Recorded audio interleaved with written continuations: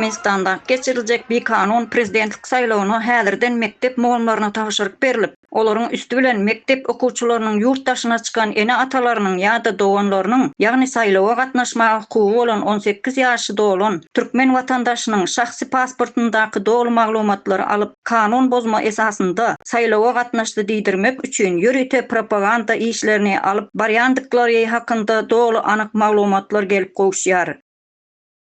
Pasport? Näme zat üçin soradyňyz o pasportu? Çağlı. Hostarlary emmesini kod alyp otupmuşlarmış onun üçin diýdiler. Emma muňa garamazdan ýurtdaşynaky türkmen watandaşlarynyň köp bölegi bir kanun ýagdaýda geçiriljek prezidentlik saýlawyna özleriniň gatnaşmak islemeýändiklerini we kanuny bozma esasynda geçiriljek prezident saýlawlaryny kabul etmeýändiklerini aýdyp Milli Halas etiş komitetiniň bölümlerine ýüz tutdular. Ýurdun daşynda gezip gören adamyň pasportuny ulanyp sen onuň ýerine ses berjek bolsaň, o hasam jenaýata. Molimler o kellesi bilen jogap berjegine düşünen okmy kan?